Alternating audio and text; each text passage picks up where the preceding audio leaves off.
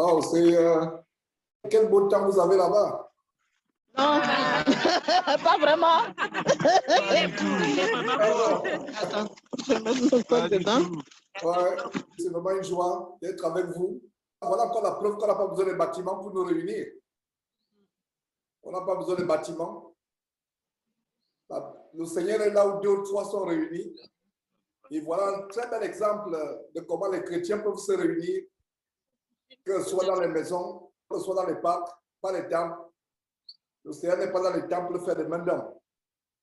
Nous nous réunissons, que ce soit dans les maisons, que ce soit dans un parc, dans une cour, peu importe, là on se réunit. Alors je vais inviter le bien-aimé frère Cyril à nous faire un mot de prière, à remettre ce temps à Dieu. Je vais plutôt dire Cyril, le bien-aimé Cyril, à nous faire cette prière d'ouverture, à remettre les moments au Seigneur. D'accord. Béni sois-tu, Père éternel, grand Dieu, notre Seigneur, notre merveilleux, glorieux Dieu. Seigneur Jésus-Christ, nous voudrons te confier cet instant. Nous sommes rassemblés, présents ici, pour te louer, pour t'acclamer, Père éternel, pour te glorifier, pour te magnifier. Seigneur, je voudrais te donner le contrôle de cet instant, de ce moment. Le temps, il est quelque peu menaçant. C'est à toi qu'appartient le temps. Tu es maître du temps. Je remets ce temps-là entre tes mains afin que nous puissions nous réunir convenablement et entendre ta parole en ce jour. Grand Dieu, merveilleux Dieu, je voudrais aussi que tu disposes le cœur de chacun de nous, que tu disposes l'esprit de chacun de nous, que ton amour, Père éternel, inonde nos cœurs afin que ta parole soit vérité et pragmatique dans nos vies. Béni sois-tu, Père éternel. Béni soit ton Saint-Nom. Prends le contrôle, Père éternel, de la connexion établie entre nous et les États-Unis, afin qu'on puisse, en ce jour, s'abreuver à ta parole vivifiante, à ta parole de vie, pour nos cœurs, pour nos âmes, pour nos esprits. On en a besoin, Père éternel, car c'est ta parole qui nous fortifie, qui nous construit, qui nous édifie en ton Saint-Nom. Merci pour ce moment, Père éternel. Je te le confie, je le remets entre tes mains selon ton bon vouloir. Que ta souveraineté soit, Seigneur Jésus-Christ. Au nom de Jésus que j'ai prié. Amen. Amen. Amen. Amen, amen, amen. Prenons quelques cantiques, 1 ou 2, 3 cantiques pour être dans le temps. Prenons 1 ou 2 cantiques. Mieux que la vie, que ta bonté, oh mieux que la vie, célèbre, louange, que ta bonté, oh mieux que la vie. Ta bonté, oh mieux que la vie, que ta bonté, oh mieux que la vie, célèbre, célèbre, louange, ta bonté, oh mieux que la vie. Oh non, à mes frères, j'annoncerai. Oh non, à mes frères, et je les dirai que tu les aimes, à ta bonté, au mieux que la vie. Seigneur, attendons la vie de toi, Seigneur, nous attendons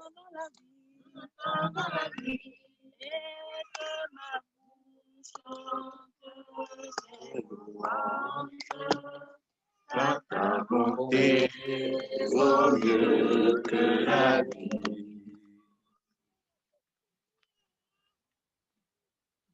Ok. J'aimerais qu'on partage la parole de Dieu.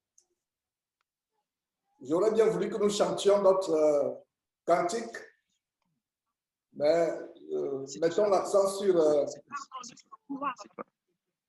la parole de Dieu. Et je ne sais pas si tout le monde m'entend.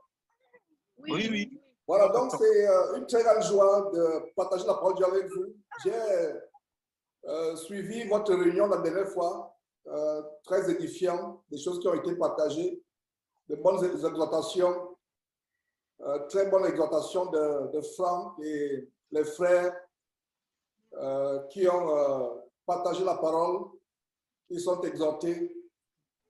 Et j'ai à cœur de nous rappeler les événements de la fin des temps. Je ne savais pas, mes frères et sœurs, comment à travers le monde, il y a des catastrophes naturelles. Il y a eu un éboulement de terrain, enfin des coulées de boue. Au Japon, des tremblements de terre à gauche, à droite, des ouragans, des feux de brousse. Et comme on voyait dans l'étude du livre d'Ésaïe, du merveilleux livre d'Ésaïe, la terre soupire, la terre tremble, la terre chancelle à cause du péché généralisé, à cause des abominations. Et je vais nous rappeler aujourd'hui la parole de Dieu tout simplement. Nous allons partager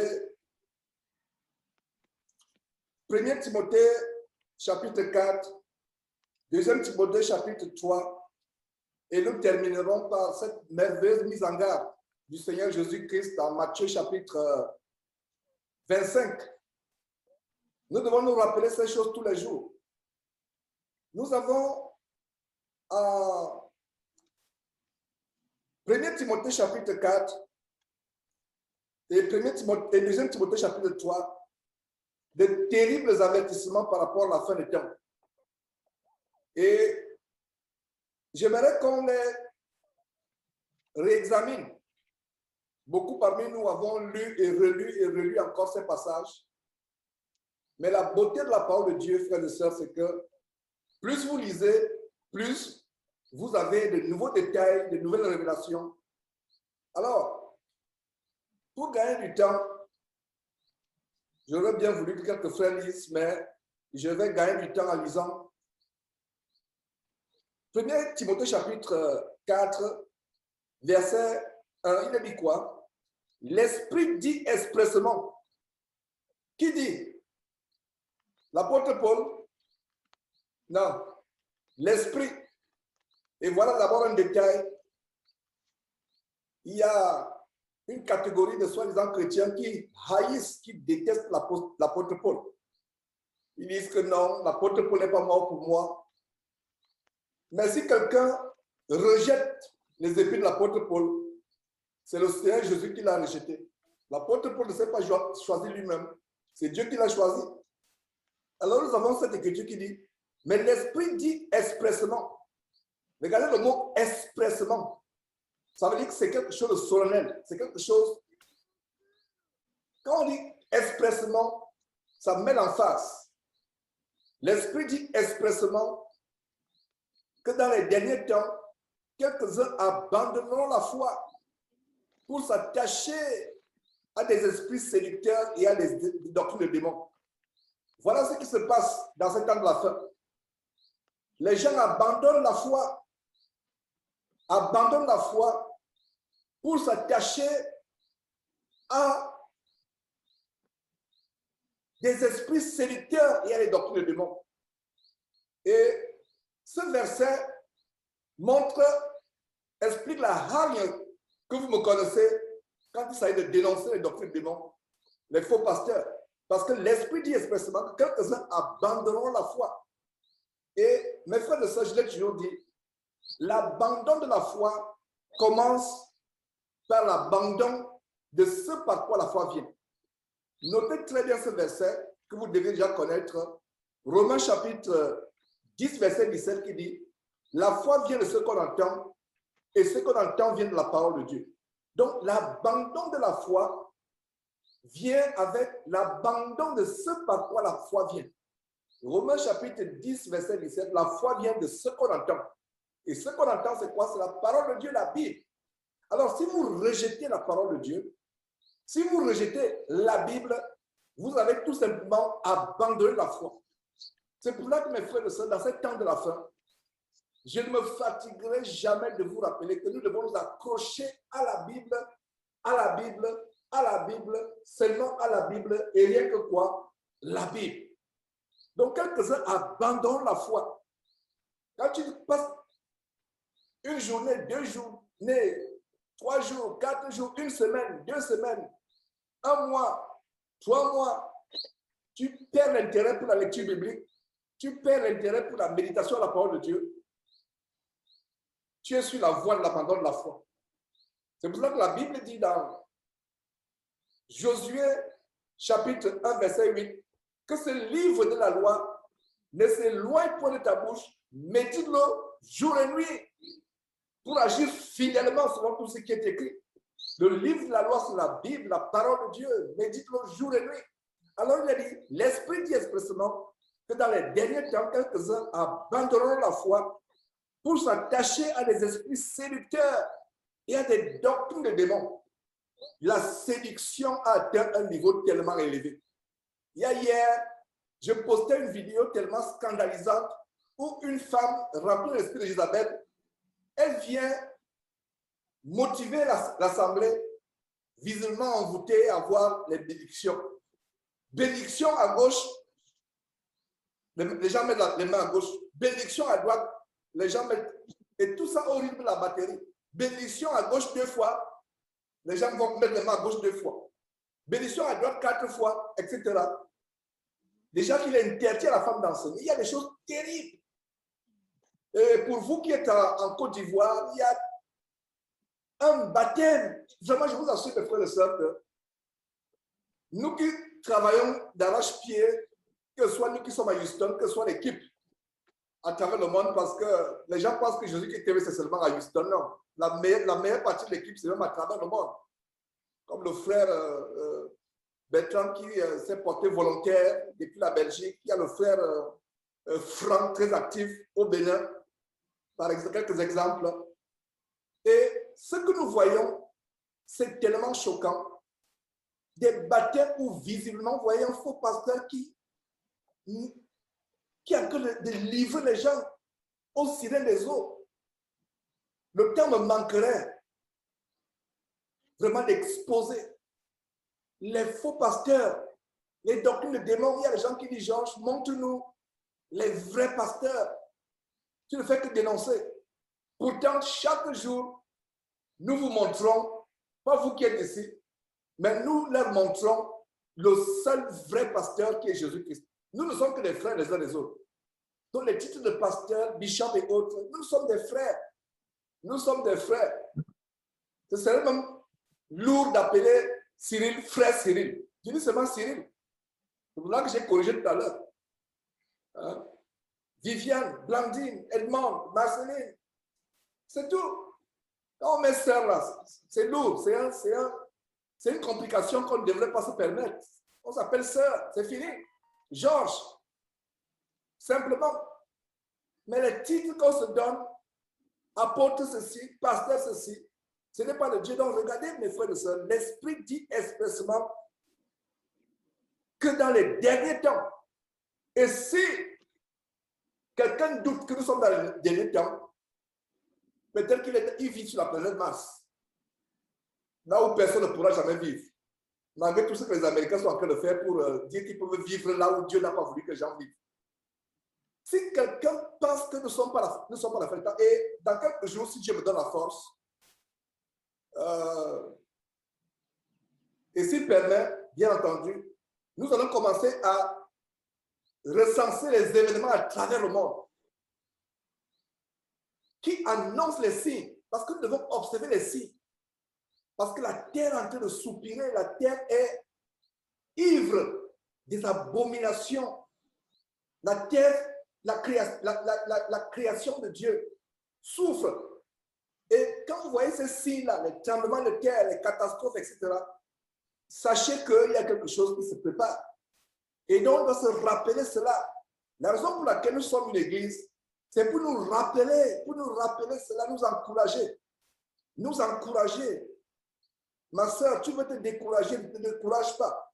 Mon frère, il arrive à un moment, tu traverses des situations difficiles, que ce soit dans ton foyer, que ce soit dans ton lieu de travail, que ce soit dans ta famille, des choses qui te perturbent. Accroche-toi au Seigneur Jésus-Christ. Accroche-toi à la parole de Dieu. Donc là, les gens abandonnent la foi. Et si tu abandonnes la parole de Dieu, et notre protection, c'est quoi? C'est s'accrocher à la Bible. Même les enseignements que je fais. Ne dites pas, OK, comme c'est Georges qui enseigne, j'accepte immédiatement les yeux fermés. Non, non, non, non, non, au grand non. Examine ma soeur, examine mon frère. Je ne serai pas frustré si tu examines ce que j'ai enseigné. C'est vrai qu'il y a des gens qui examinent avec la malice et on les a exposés. Il y a d'autres qui examinent avec d'autres motifs, les motifs impurs. Mais si vous examinez avec le cœur que la sœur Lydie avait, quand elle dit la sœur Lydie, ça veut dire que c'est une sœur merveilleuse. Dans le livre de Actes, le Seigneur avait tellement touché le cœur de Lydie, au point où le cœur de Lydie était tellement attentif à ce que l'apôtre Paul enseignait. Elle avait le cœur ouvert pour recevoir. Nous devons demander à Dieu de nous donner le même cœur que Lydie. Je pense que nous avons un grand témoignage. Je voyais les parapluies au début, mais on a bravé par la foi. On a bravé par la foi la pluie, et je vois les visages qui brillent par le soleil. À moins que ce soit par autre chose. Ah, c'est le soleil. Parce que la gloire de Dieu, la paix de Dieu rayonne sur les visages. Ouais, malgré tout ce qu'on peut traverser. La Bible dit que quand notre homme extérieur se détruit, notre homme intérieur se renouvelle.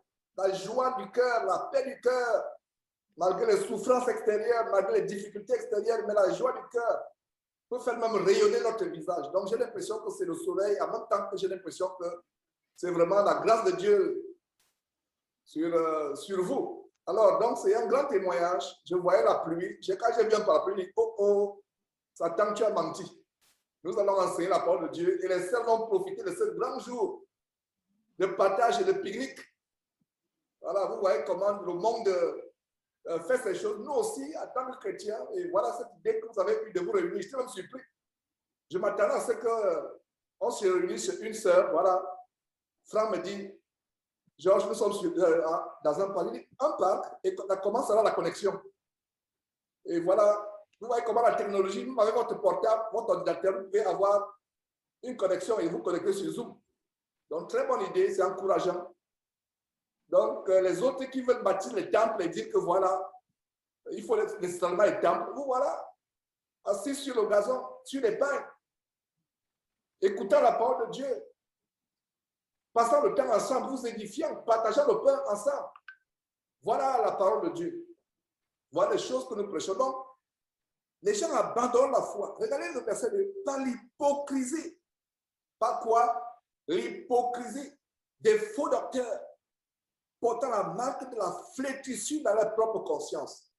Quand vous les voyez, vous avez l'impression que non, c'est un ange descendu du ciel. L'apparence de la piété.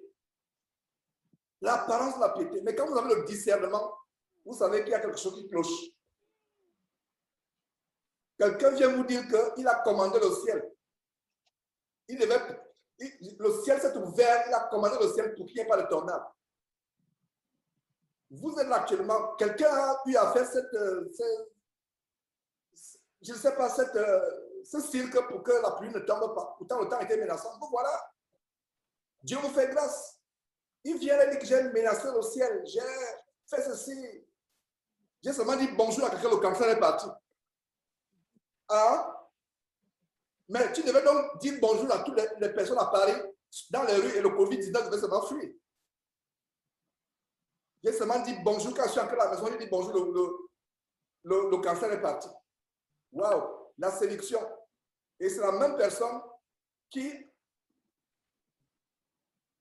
organise des boîtes de nuit, y compris dans son propre mariage.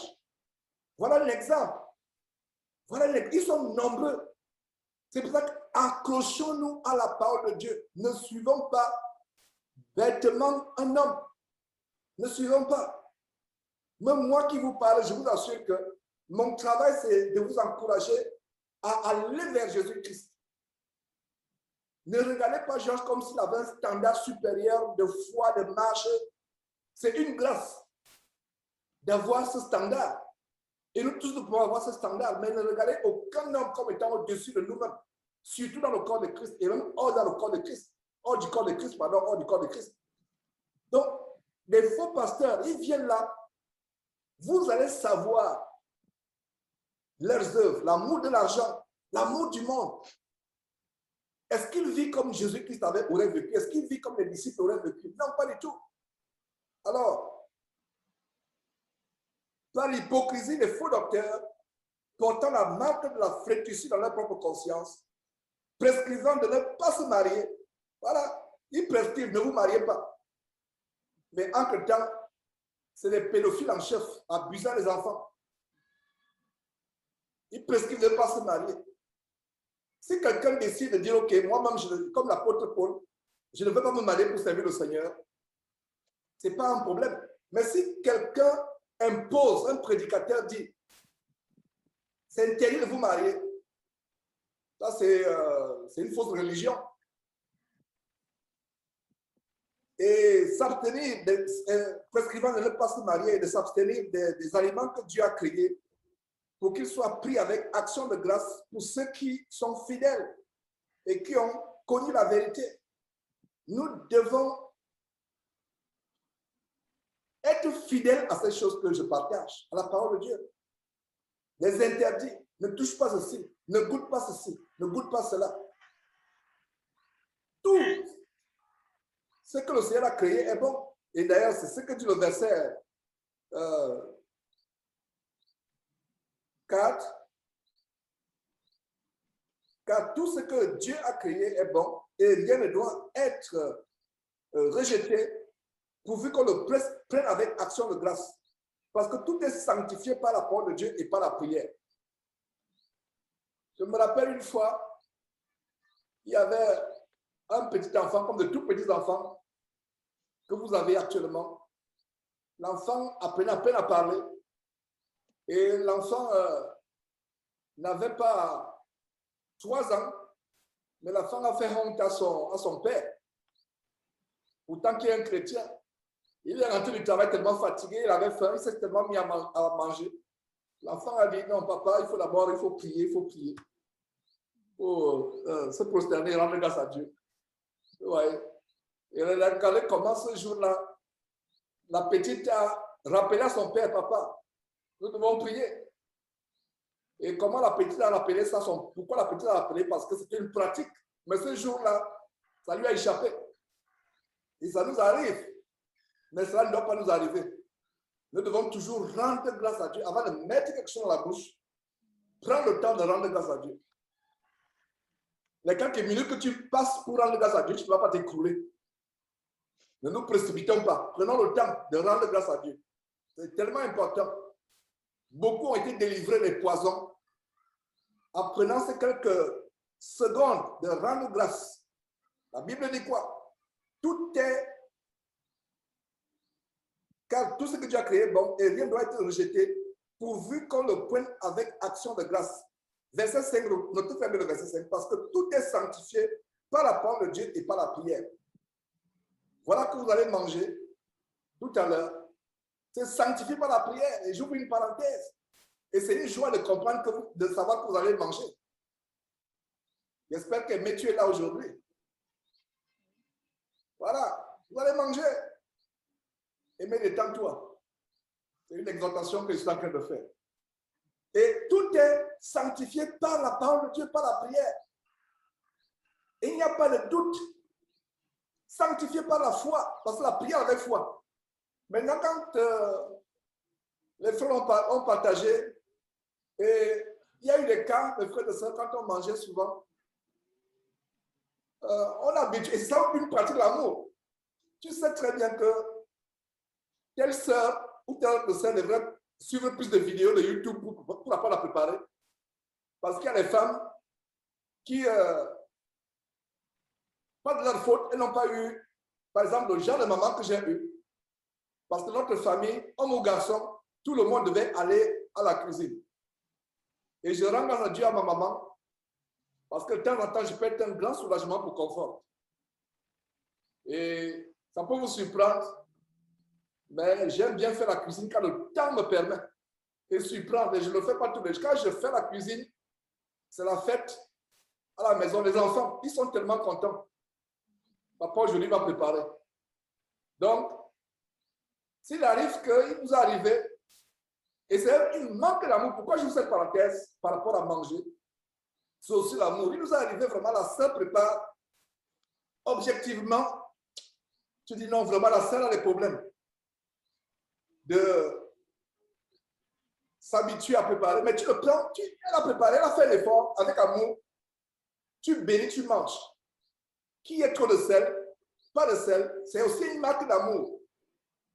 Et l'amour voudrait aussi que si tu te rends compte que non, la sœur, là, vraiment, tu as besoin des cours, dis sœur, sans te frustrer, est-ce que ça te gênerait? Mais il s'est trouvé qu'il y avait des sœurs qui n'aimaient pas qu'on leur fasse des reproches par rapport à cela. Que dit la Bible? Les femmes âgées doivent apprendre aux jeunes femmes de faire quoi? De tenir leur maison. Et aujourd'hui, la plupart des femmes dans ces milieux, soi-disant chrétiens, veulent enseigner. Il y a tellement de manières d'enseigner. Il y a des gens qui vont dire, mes sœurs, par exemple, la sœur Candice, quelle est ton expérience par rapport aux enfants? Sœur telle, quelle est ton expérience? Tu as un travail, tu as des enfants, comment tu... Ça peut être une expérience. Il y a des sœurs qui ne savaient pas préparer, mais à force de suivre les vidéos YouTube, elles sont devenues des cordons bleus. Donc, il nous arrivait que quand on partage les repas, elle a préparé, tous les plats sont vidés, mais il y a un plat qui n'est pas vidé. Et la personne est frustrée. Alors, l'amour voudrait que, même si ce n'est pas agréable, même si ce n'est pas présentable, vous mangez avec joie. C'est un encouragement. Arrivons au point où on n'est pas irritable. Et vous voyez, c'est une parenthèse que j'ouvre par rapport à tout doit être pris avec action de grâce. Nous devons nous aimer les uns les autres, ne pas être irritable. Je n'aurais pas de problème à dire à ma fille, fais des efforts, c'est bien, ce que tu as préparé à papa hier, c'est bon, mais fais des efforts. Je n'aurais pas de problème à dire à ma soeur de chair et de sang que c'est bien vraiment ce que tu fais, les efforts, mais prochainement, sois gentil avec le sel, prochainement. Vous voyez, par exemple, ça ne doit pas frustrer. Et je vous assure que ça peut paraître anodin. Vous pouvez dire que non, peut-être la parenthèse que Georges ouvre n'est pas importante, mais nous avons expérimenté des frustrations comme cela. Chacun amène son plat, tous les plats finissent. Il y a un plat tout le temps, il y a un ou deux plats qui ne finissent jamais, qu'on ne touche même pas. Ça peut frustrer. Et si c'est ton cas, ma soeur, ce serait mieux de te rapprocher du plat qu'on a fini, de dire, mais pourquoi ton plat est toujours... Est-ce que tu as quelque chose que tu fais? Pourquoi ton plat est toujours fini? Pourquoi tout le monde se réunit vers ton plat chaque fois qu'on se réunit pour partager le repas ensemble? Ayons c'est l'amour. L'assemblée de Dieu n'est pas l'assemblée de la concurrence. Ah, le plat de Viviane là, vraiment le plat de monde, le plat de tel, ah, mon plat là, non. Ça, c'est le monde. Même dans le monde, il n'y a pas cela. Et les chrétiens sont devenus pires que le monde. Nous devons avoir l'amour, la joie. Vous voyez, on a apprécié le plat de tel, on n'a pas apprécié ton plat. Rends grâce à Dieu. Je ne sais pas pourquoi je suis en train de prendre ce livre-là. Peut-être Dieu a voulu que j'en parle, peut-être pour éviter les choses. Vous voyez, quand on se réunit. Mais c'est comme cela parce que je vous parle de mon expérience. Vous voyez comment les petites choses comme ça peuvent amener des frustrations. Donc, ça veut dire que n'ayez pas les arrière-pensées. N'ayez pas des arrêts pensés, dites que non, oh là là, cette sœur, vraiment, je ne sais pas si elle peut manger sa nourriture. Non. La Bible dit quoi, verset 5? Tout est sanctifié par quoi? Par la parole de Dieu et la prière. Et quand on dit prière là, il n'y a pas de doute. Il n'y a pas de doute parce que s'il y a un doute, votre prière est anéantie. Votre prière est anéantie. Votre prière est anéantie. Donc, voilà mes frères et sœurs, les choses que je partage avec vous pour vous encourager. Tournons à Timothée, 2 Timothée chapitre 3, toujours les avertissements de la fin des temps. Alors, sache que dans les derniers jours, sache que dans quoi, mon frère, ma soeur, les derniers jours. Et s'il y a quelqu'un qui pense que nous ne sommes pas dans les derniers jours, il a un problème. Sache que dans les derniers jours, il y aura des temps difficiles. Voilà, verset 2. Car les hommes seront égoïstes, amis de l'argent. Oh là là. Je ne sais pas s'il y a un pays dans le monde, plus que les États-Unis et la Chine, par rapport à l'amour de l'argent. Je ne sais pas quand tu vois en France, mais nos États-Unis, c'est-à-dire que vivre aux États-Unis et ne pas avoir l'amour de l'argent, c'est une grâce. On a montré les vidéos en Chine, la chasse aux milliardaires. Les femmes qui chassent, qui passent le temps à chasser les milliardaires. Il y a même une qui a divorcé de son mari pour trouver un milliardaire, mais elle n'a jamais trouvé le milliardaire. Et plus tard, elle veut retourner vers le mari. Le mari dit, je ne suis pas milliardaire, je suis désolé. Et je ne serai jamais milliardaire. Donc tu es revenu. Ce n'est plus possible. Ouais, les milliardaires, on est là, on veut l'argent pour s'enrichir. Il y aura des temps difficiles. L'égoïsme. Égoïste, ça c'est un point. Et la nature humaine a cette tendance d'être égoïste. Je ne sais pas si c'est, je pense quand même, c'est à Blandine que nous exerçons Blandine par rapport à sa famille, comment elle devait peut-être encourager sa famille à être détachée, désintéressée. Et il y a, par exemple, hier, j'ai eu la surprise de constater que mon père avait le Saint-Testament comme envoyé. Et il y a les terrains. Il a laissé ce terrain à tous les garçons. Et je n'ai pas réagi, mais peut-être ma réaction, si mes frères suivent cette vidéo, parce que certains suivent, s'ils suivent cette réunion, si elle est postée par la grâce de Dieu, je leur dis, enlevez mon nom de ces biens. Enlevez mon nom. Faites de ça ce que vous voulez. Nous sommes 6 garçons. Moi, je n'ai pas besoin. Donc, ils enlèvent mon nom, que ce ne soit pas un objet de dispute, etc. Les biens, il a laissé les terrains, etc. Et ce n'est pas les petits terrains, des maisons. Moi, je n'ai pas besoin de ça. Vous voyez, l'égoïsme, et ça fait les disputes, les familles. Et ça fait la haine dans les familles. On se dispute, non, on se commence à... Non, si quelqu'un veut disputer ta maison avec toi, laisse-lui avec la maison. S'il y a même un autre terrain, donne-lui. Et c'est comme ça que nous appliquons la parole de Dieu. Donc, un chrétien ne doit pas être impliqué dans les disputes de terrain et autres. Les héritages, les terrains. Rappelez-vous de ce que le Seigneur Jésus a dit à cet homme qui venait lui dire, s'il te plaît, mon frère ne veut pas partager l'héritage avec moi. Et le Seigneur l'a repris sévèrement. La vie d'un homme ne dépend pas de ses biens sur terre. Tout ce qu'on a, ça passe. Jusqu'à présent, je me demande encore comment je n'en reviens pas que Timothée Joshua est mort. Je n'en reviens pas. J'ai l'impression que ce n'est pas vrai qu'il est mort. Est-ce que vous savez ce que cet homme a laissé comme bien? Voilà un exemple. Et quand les autres continuent à construire comme Maslow Chinassi, j'ai encore publié une nouvelle vidéo, enfin une ancienne vidéo, ce n'est pas une nouvelle, une ancienne pour remettre le contenu parce que beaucoup de chaînes ont été fermées. Donc, les nouvelles chaînes qui sont là, il faut remettre les anciens contenus. Donc, quand vous voyez une nouvelle vidéo, ce n'est pas forcément une nouvelle vidéo. C'est les anciennes vidéos qui ont été fermées par YouTube et dans les nouvelles chaînes, nous les remettons. Vous voyez, quelqu'un fait un commentaire qui dit, regarde, est-ce que cet homme qui rêve de construire le plus grand temple qui ressemble à un gâteau, comme Joseph Prince, est-ce que cet homme a suivi l'exemple de Timothée Joshua? Est-ce que vous pensez que c'est par hasard? Il y a tellement des émissions que nous avons en suspens. Et en passant hier, j'ai vu quelques-uns parmi vous connectés, comme Viviane. On a eu des soucis techniques et ça peut être affligeant, mais Dieu prendra soin certainement. On avait le signal vidéo ne passait pas et à un moment, je vous assure que c'est tellement affligeant. Des choses, quand il y a des fois, on est confronté à des choses, si ce n'est pas la foi, à un moment, on peut se décourager et jeter l'éponge. Nous n'avons pas la foi. Tu te prépares, tu as quelque chose à partager, un grand enseignement, des grandes émissions. Il y a des pannes subites et nous savons que c'est le combat pour l'évangile. L'ennemi n'est pas content.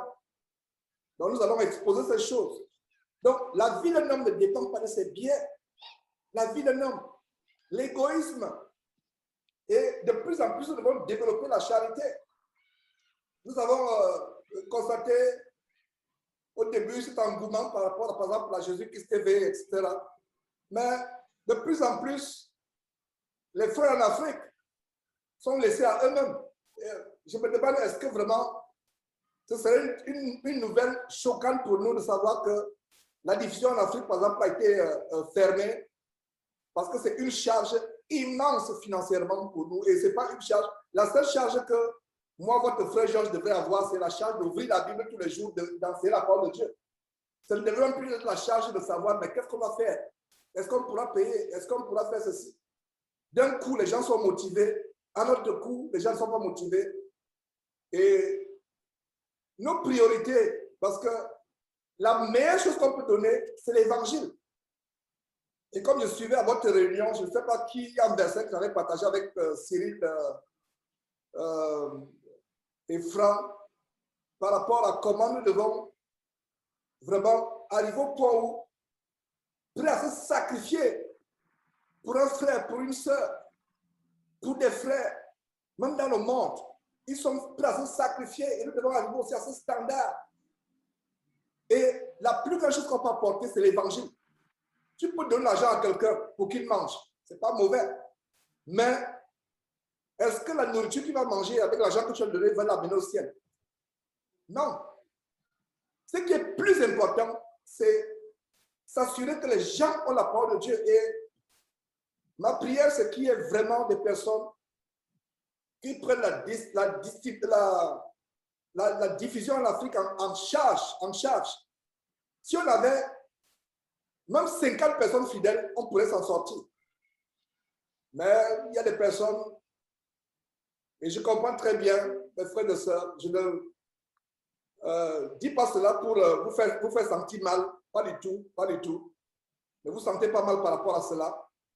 J'encourage tout simplement les frères à la libéralité, aux bonnes œuvres. Aux bonnes œuvres. Et il y a par exemple des sœurs qui sont dans mes contacts, qui sont en Haïti. Chaque fois, la diffusion en Afrique, la diffusion en Afrique, la diffusion en Afrique. Mais n'oubliez pas que Haïti, c'est comme aussi l'Afrique. Hein?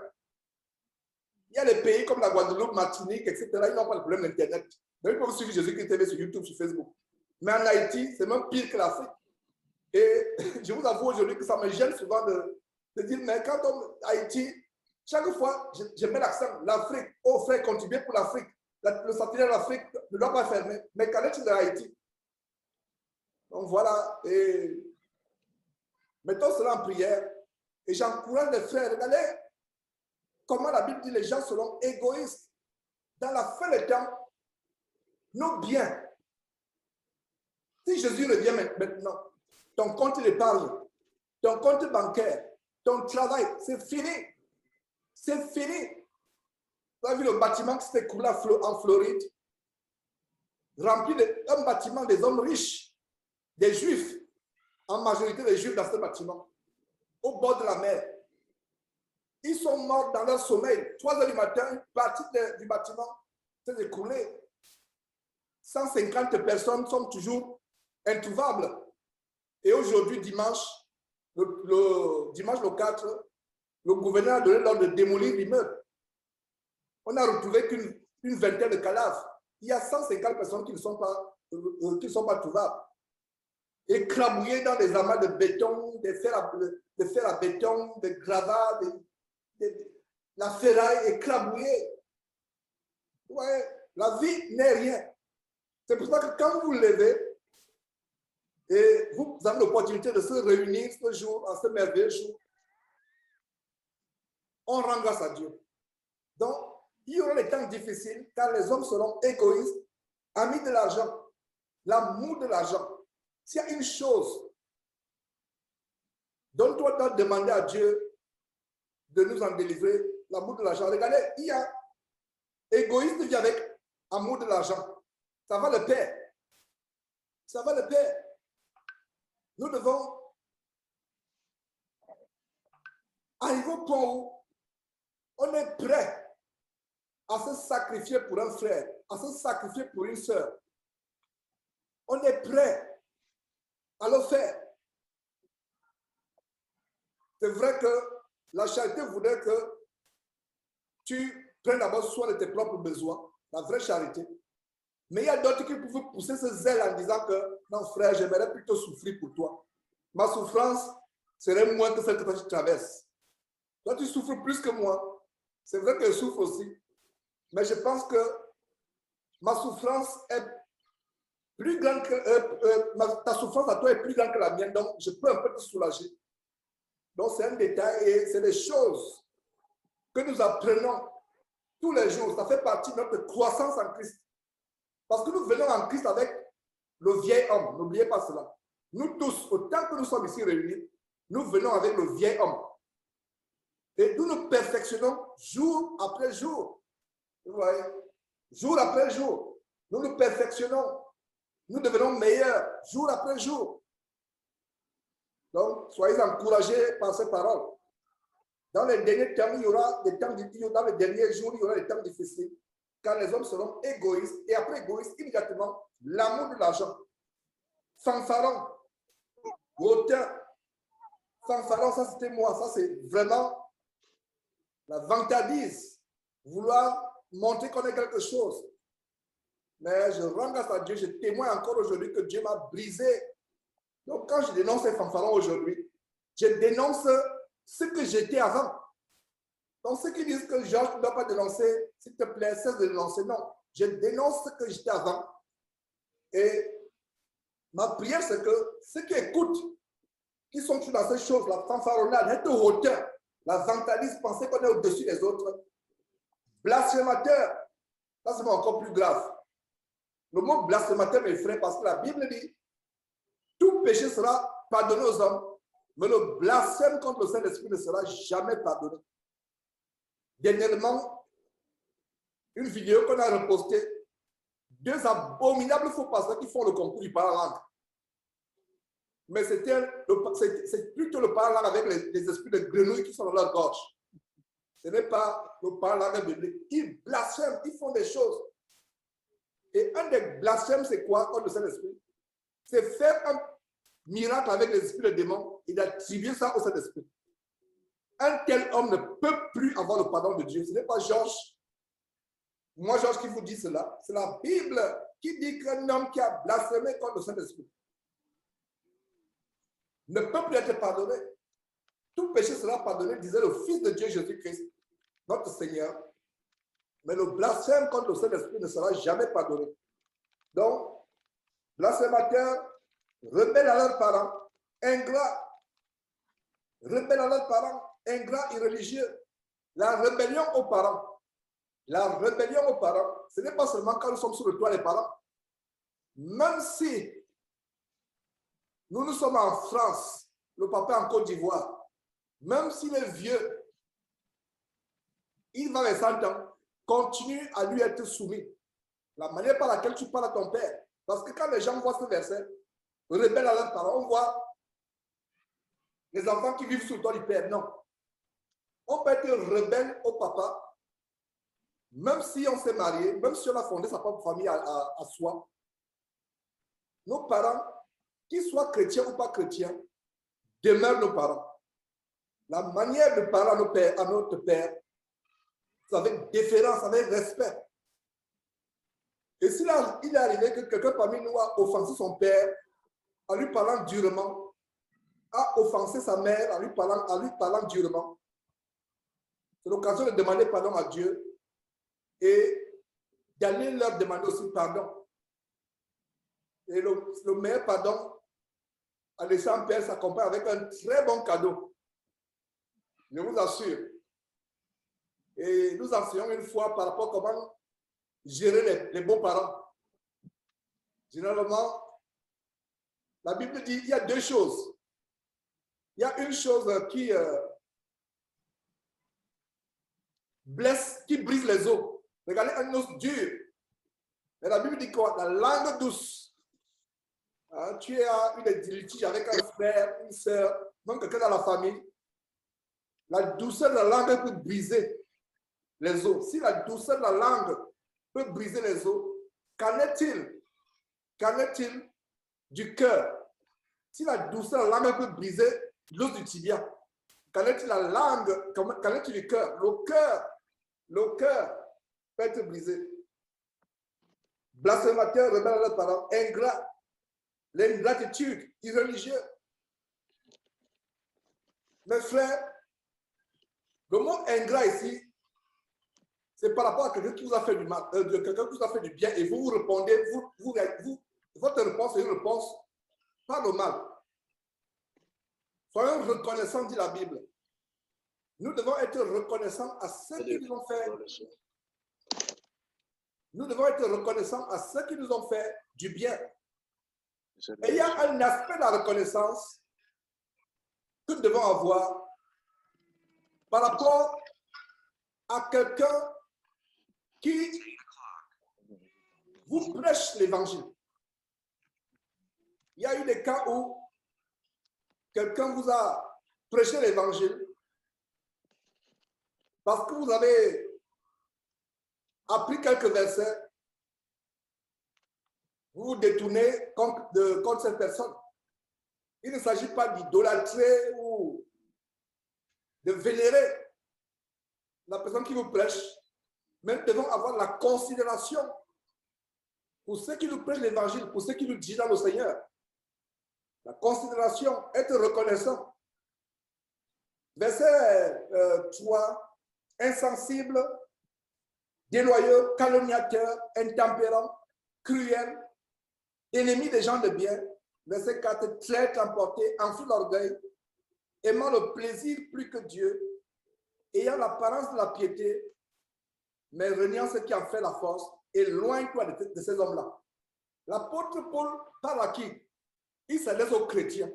Et il dit aux chrétiens de s'éloigner de certains d'autres chrétiens, de s'éloigner. Un chrétien qui ne veut pas se repentir, qui a l'amour de l'argent, qui est fanfaron, qui est hauteur, c'est-à-dire orgueilleux, qui est blasphémateur, vous le voyez, irrespectueux vis-à-vis des parents, ingrat, irreligieux, insensible, déloyal, passant le temps à calomnier les frères et les sœurs. Il est intempérant, il est cruel, il est insensible, il a un cœur mauvais, il est traître, c'est-à-dire celui qui va vous poignarder dans le dos. La main avec laquelle vous lui tendiez le pain, c'est la même main qui va mordre. C'est un aspect de la traîtrise, emporté, enfui d'orgueil. Quelqu'un qui aime le plaisir plus que Dieu. Éloigne-toi. Est-ce que vous savez que le simple fait pour un frère ou une sœur d'aimer les plaisirs plus que Dieu, c'est une cause de s'éloigner de ces gens? Regardez, lisez très bien vous-même plus tard, attentivement, ce verset, et voyez chaque catégorie, mettez le temps sur chaque aspect. Égoïste, ami de l'argent, fanfaron, hauteur, blasphémateur, rebelle à leurs parents, ingrat, irreligieux, insensible, déloyaux, calomniateur, intempérant, cruel, ennemi des gens de bien. Parce que je me demande comment un vrai chrétien peut avoir pour compagnie les gens qui aiment le mal. Que nous dit Somme chapitre 1, verset 1? Heureux l'homme qui ne marche pas sur le conseil des méchants, qui ne s'assoit pas en compagnie des moqueurs. Il y a les chrétiens qui continuent à avoir des amitiés avec les gens qui insultent Jésus-Christ, qui se moquent de la parole de Dieu, qui se moquent du Seigneur Jésus, qui se moquent de la piété, qui blasphèment. Éloigne-toi de ces gens-là. Terminons, mes frères et sœurs, par Matthieu chapitre 5, verset plutôt, un rappel par rapport à ce que le Seigneur Jésus nous donne comme avertissement. C'est une très grande histoire. Ayant vu ces rappels, en 1 Timothée chapitre 4 et 2 Timothée chapitre 3. Terminons donc comme je l'ai annoncé avec Matthieu chapitre 25. Alors, c'est le Seigneur Jésus qui parle. C'est le Seigneur Jésus. Quand le Fils de Dieu parle directement, il faut tripler, quadrupler, quintupler l'attention. Alors, le royaume des cieux sera semblable à 10 vierges qui, ayant pris leur lampe, allèrent à la rencontre de l'époux. Qui est l'époux de l'Église? Jésus-Christ, n'est-ce pas? C'est Jésus-Christ, le chef de l'Église, l'époux de l'Église. Alors, cette histoire nous montre 10 vierges. Elles ne s'étaient jamais souillées avec un homme. Elles étaient pures. Elles étaient vertueuses. Mais il y a une chose qui va arriver à 5 parmi elles. La distraction, l'assoupissement. Il y a un esprit d'assoupissement qui est en train de gagner la plupart d'entre nous. On ne passe plus beaucoup de temps dans la prière. On a même du mal à jeûner. On ne passe plus beaucoup de temps dans la méditation de la parole de Dieu. C'est un esprit d'assoupissement. Regardez, 10 vierges. Aujourd'hui, peut-on encore trouver les vierges? Même à partir de 11 ans, au Gabon, au Cameroun, en Côte d'Ivoire, c'est tellement terrible ce qui se passe là-bas. Vous avez suivi cette jeune femme de 21 ans, étudiante, et confortément, on a fait une vidéo là-dessus. Si vous ne l'avez pas regardé, très instructive pour les parents et pour les jeunes. On faisait des commentaires. Une enfant qui sortait avec un milliardaire tellement célèbre à bout du Général marié. Et elle l'a tué dans une maison de passe. Et la mort qu'aujourd'hui reste mystérieuse. Vous voyez? Donc aujourd'hui, trouver une vierge, ce n'est pas facile. Ce n'est pas facile. La sexualité est tellement enseignée. Partout, il y a une sœur en Christ ici au Texas avec nous. Une sœur en Christ au Texas. Elle était tellement... Son mari était à l'armée. Son mari ne veut rien entendre parler de la parole de Dieu. C'est une Américaine. Son mari est américain aussi. Son mari ne veut rien entendre parler. Son mari nous supporte tout simplement, confortez-moi. Je me dis, ben, nous supporte. Parce que, qu'est-ce qu'il peut faire? Alors, il appelle au secours. Il dit, je dois dénoncer ça, je dois dénoncer ceci. Vous savez ce qu'il disait que je dois dénoncer? Il amène les enfants dans une librairie. Vous savez, il y a cette habitude que nous, parents, nous avons. Un soir, nous amenons les enfants dans une librairie, on les fait asseoir à l'intérieur d'une grande librairie et on prend les livres, on lit. Donc, ils sont partis dans une section enfants. Effectivement, ils ont une famille nombreuse, comme nous, parce que quand vous avez plus de 3 enfants aux États-Unis, oh là là, c'est la catastrophe. On vous regarde bizarrement parce qu'on dit que vous avez une famille nombreuse.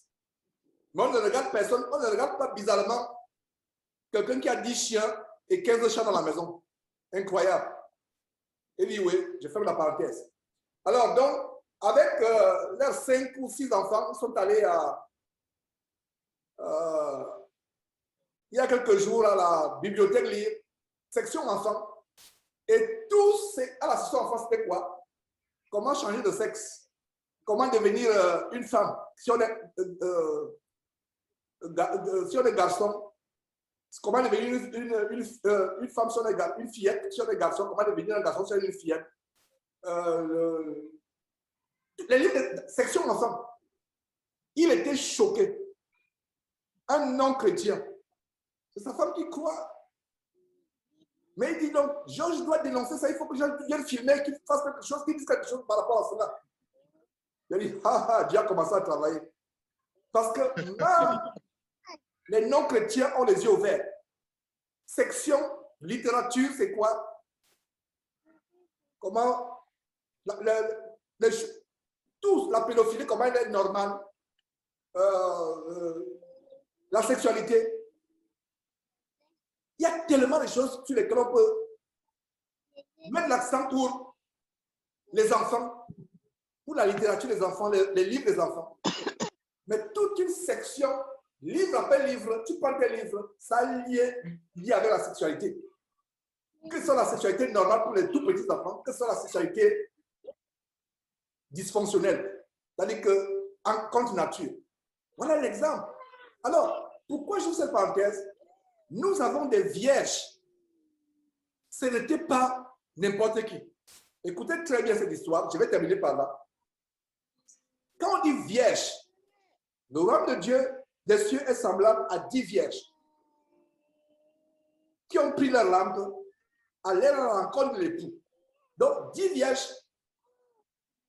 Et quand on dit la vierge dans ce verset, la pureté, la chasteté, la modestie, la vertu, la réserve, la retenue. Ici, il ne s'agit même pas de prostituées. Il ne s'agit pas de femmes de mauvaise vie. Quelle est la leçon? Ça veut dire que beaucoup parmi nous, qui pourtant avons commencé à marcher dans la sanctification, l'abstinence, la réserve, l'éloignement des choses mondaines, etc., il peut arriver que nous rations les noces avec l'époux à cause de quoi? De la distraction. C'est pour ça qu'on doit être en éveil maximal 24 heures sur 24 heures. Vivre chaque jour comme c'était un jour potentiel pour le retour de notre Seigneur Jésus-Christ. Donc, disons rapidement et terminons. 5 d'entre elles étaient folles et 5 sages. Et quelle est la folie? Le verset ne dit pas que la folie, c'était que elles allaient avec les hommes du quartier. Non, sinon elles seraient plus vierges. On allait voir la folie. Quand la Bible dit folie, pourtant c'était humainement, on peut voir ça comme étant un acte de négligence. Mais cet acte de négligence, Dieu voit ça comme de la folie. Est-ce que vous voyez? Elle n'était vraiment pas folle qu'elle buvait, elle se droguait, elle fumait, elle allait avec les hommes. Non, elle était vierge. Vous voyez comment le standard de Dieu est tellement dur. Parce que quand on lit cela, on se demande, mais en quoi ils étaient folles? C'est la question bien aimée, frères et sœurs, qu'on peut se poser. En quoi ils étaient folles? Mais elles ne sont pas folles. Dieu voit qu'elles étaient folles. Et vous savez pourquoi Dieu voit qu'elles étaient folles? On va lire. Vous allez voir la folie. Aujourd'hui, pour que les chrétiens d'aujourd'hui disent que tel est fou, il faut que la personne marche avec les habits déchirés, comme c'est la mode aujourd'hui, les jeans destroyers déchirés. Il faut que la personne aille en boîte, dans les boîtes de nuit avec les prostituées. On va dire, tel est fou, tel est folle. Mais regardez, cette vierge que Dieu qualifie, que le Seigneur Jésus qualifie de folle. Pourtant, elle n'avait rien fait de grave. Mais vous allez voir là où est la folie. Et ce verset, vous allez comprendre que Dieu est rigoureux dans les moindres détails. Dieu a appelé, pourquoi elles étaient folles? À cause d'une chose. La distraction leur a donné le qualificatif de folie. La distraction. Et effectivement, c'est la folie. Tu t'es préservé tout ce temps. Toutes ces années, tu ne mets plus les habits mondains. Tu ne mets plus la fausseté sur toi, les faux cheveux, faux cils, faux ongles, faux. Tu ne mens plus, tu ne voles plus. Tu ne t'enivres plus. Tu n'uses plus de stupéfiants de la cigarette. Mais tu as raté le ciel en dernière minute. N'est-ce pas la folie? Vous commencez à comprendre pourquoi Dieu voit ça comme étant la folie. Mais tu es fou. Tout ce temps-là, tu as renoncé à tout. Tu étais rejeté par tes parents. Tu étais rejeté par tes collègues de travail. On se moquait de toi. Toute cette peine-là, pour que la porte des noces, la porte du royaume de Dieu soit fermée, voilà donc la folie. J'espère que voilà notre détail de ce verset. Pourtant, on a lu ça plusieurs reprises. Parce qu'on dit folle, la première question qu'on doit se poser, en quoi elles sont folles? Humainement parlant, personne, ni vous ni moi, nous ne pouvons pas savoir en quoi elles sont folles humainement parlant, puisqu'elles sont vierges. Une vierge, actuellement au moment où je vous parle, trouvait une vierge à 20 ans en Afrique. En France, alors, oh là là, c'est grave encore. Aux États-Unis, oh, ça c'est même encore plus grave. Alors, verset 3, les folles en prenant leur lampe ne prirent point d'huile avec elle. Voilà. L'huile. Et chaque fois que vous voyez, pas chaque fois, excusez-moi, pas chaque fois, la plupart du temps, l'huile est le symbole du Saint-Esprit depuis l'Ancien Testament. Parce que l'onction pour un roi, un sacrificateur, c'était la préfiguration de l'onction qui est le Saint-Esprit. Donc, en prenant leur lampe, ne prirent point d'huile avec elle, mais les sages prirent avec leur lampe de l'huile avec des vases. Comme l'époux tardait, tous s'assoupirent et s'endormirent. Et s'assoupirent, ils avaient quelque chose en réserve. La Bible dit n'étayez pas le Saint-Esprit.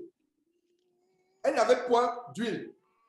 Donc, ce qui pouvait rendre la lumière continuelle n'était pas là. N'étayez pas le Saint-Esprit. Et qu'est-ce qui vous amène à éteindre le Saint-Esprit?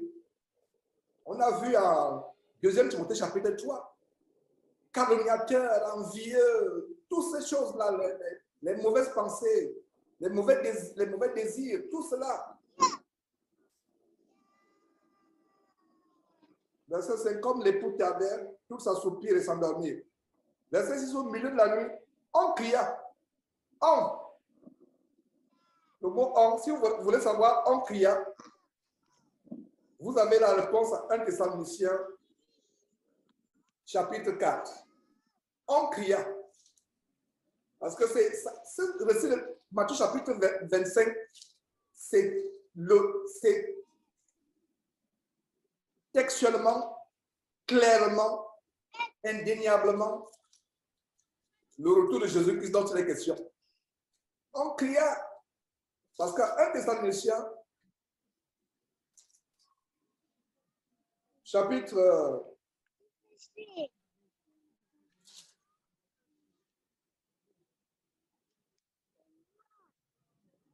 4,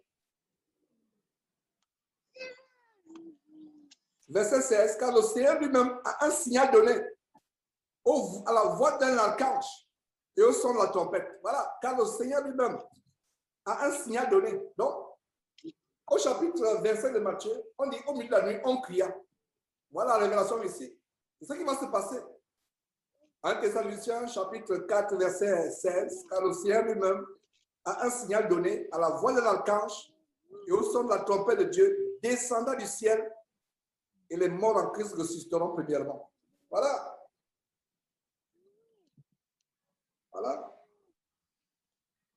Verset 5, au milieu de la nuit, on cria, voici l'époux, allez à sa rencontre. Ça, c'est l'enlèvement dont Jésus parle ici, l'enlèvement de l'Église. Alors, toutes les vierges se réveillèrent et préparèrent leur lampe. Les folles dirent aux sages, donnez-nous de votre huile, car nos lampes s'éteignent. Les sages répondirent, non, il n'y en aura pas assez pour vous et pour nous. Allez plutôt chez ceux qui en vendent et achetez-en pour vous. Pendant qu'elles allaient en acheter, l'époux arriva. Ceux qui étaient prêts entrèrent avec lui dans la salle des noces et la porte fut fermée. Plus tard, verset 11, les autres vierges vinrent et dirent, Seigneur, Seigneur, ouvre-nous. Mais il répondit, je vous le dis en vérité, je ne vous connais pas. Veillez donc, puisque vous ne savez ni l'heure ni le jour. Veillez donc. Voilà, mes frères et sœurs. En conclusion, quelle était leur folie? Leur folie est au verset 13. Elles n'ont pas veillé. Pourtant, elles avaient tout. Elles avaient commencé à marcher dans la chasteté, la piété, la modestie, la vertu. C'est pour ça qu'elles sont vierges. Mais il n'y avait pas de persévérance. Il y avait la distraction. Elles ne veillaient pas. Il faut veiller. Ça veut dire quoi, mes frères et sœurs? à longueur de journée, je prends l'exemple. Les merveilleux frères et sœurs que vous êtes, qui cherchent vraiment le Seigneur arrive alors que vous êtes à la pause café en train de mal parler d'un collègue ou d'un patron. Pensez que vous allez aller au ciel si le Seigneur revenait. Nous ne savons pas quand est-ce qu'il va revenir. Donc, 24 heures sur 24 heures, soyons en alerte maximale. Dans les pays où il y a des actes terroristes, on parle d'alerte rouge, alerte orange, alerte vert, enfin les degrés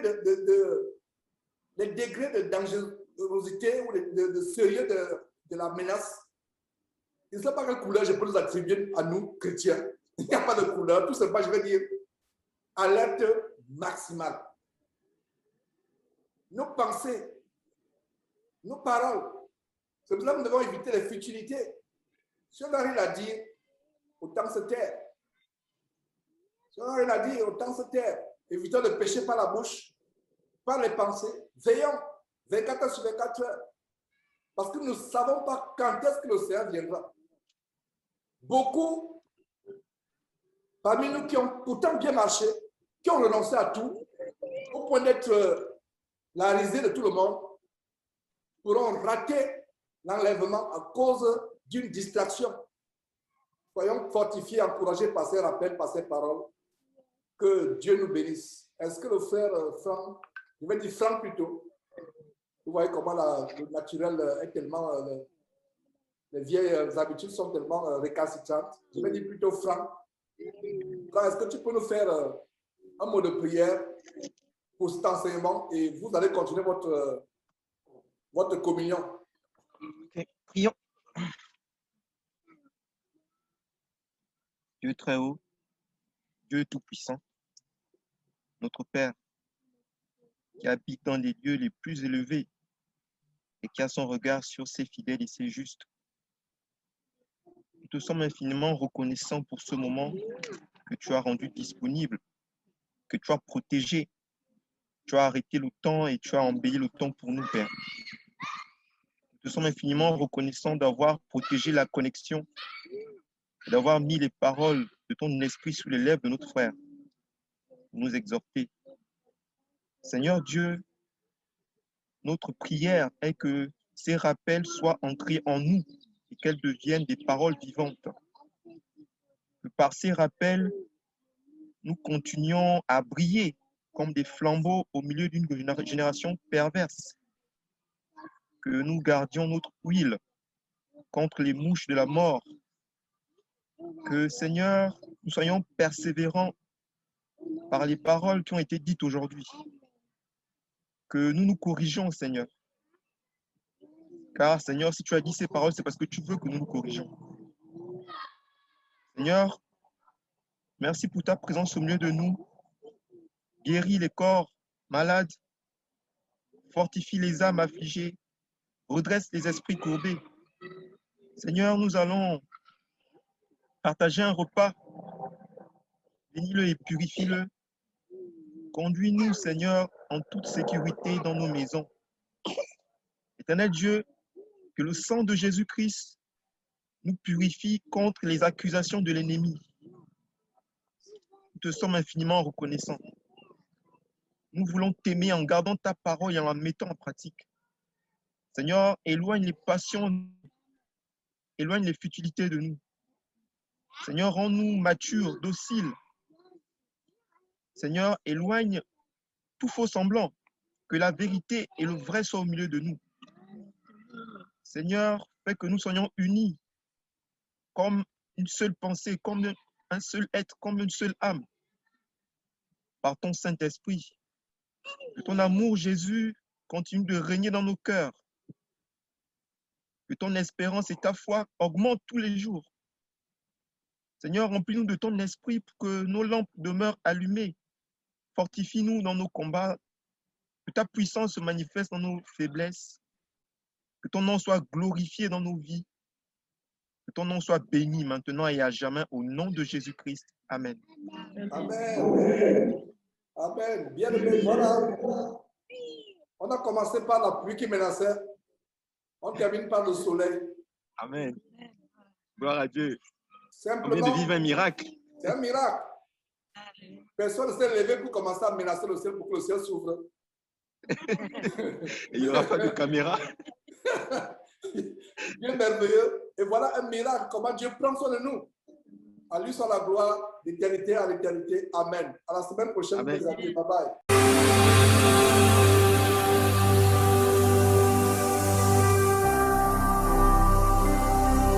Jésus-Christ TV, vous connaîtrez la vérité et la vérité vous affranchira.